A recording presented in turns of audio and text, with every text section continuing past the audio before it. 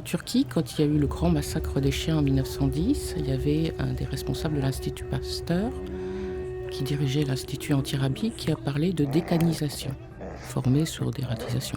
Alors ils étaient ramassés dans les rues de manière extrêmement violente par des gens qui étaient discriminés, qui avaient en charge la sale besogne.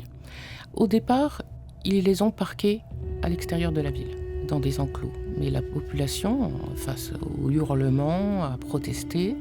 C'est là qu'on a dit, l'île déserte. 30 000 chiens en l'espace de quelques semaines, c'est absolument énorme. Après, ils étaient mis sur des embarcations et envoyés sur cette île qui s'appelle Siveriada, qui veut dire l'île pointue. Et c'est vraiment un rocher pointu et désert, il n'y a pas de végétation. Et ils s'entre-dévorent. Ça a été terrible, terrible. Le terme canicide apparaît dans les dictionnaires, dans la presse illustrée, notamment au 19e siècle, à la fin du 19e siècle, à Paris. Moi, j'entends par canicide vraiment des massacres systématiques de chiens de rue qui ont été planifiés par, en général, la municipalité, mais ça peut être également une autorité supérieure comme un roi, et donc qui implique toute une logistique d'élimination. La déportation des chiens d'Istanbul en 1910 est le produit d'une modernisation urbaine, c'est-à-dire que les jeunes Turcs, sous pression d'un idéal occidental de ville, une ville propre, lisse, sûre, cherchent des moyens pour éliminer ces chiens. Ils ont été exterminés, j'en suis convaincue, parce qu'ils donnaient l'image d'une ville pittoresque, orientale.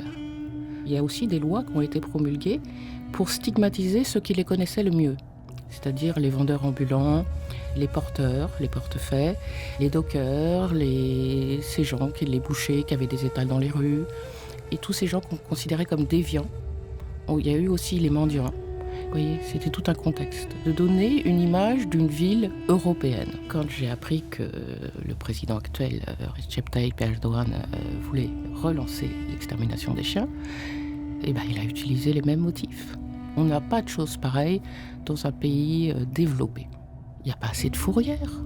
Il n'y en a jamais eu. Et puis il y a une crise économique en Turquie qui est terrible. Donc c'est aussi faire diversion et scinder la population, plus encore.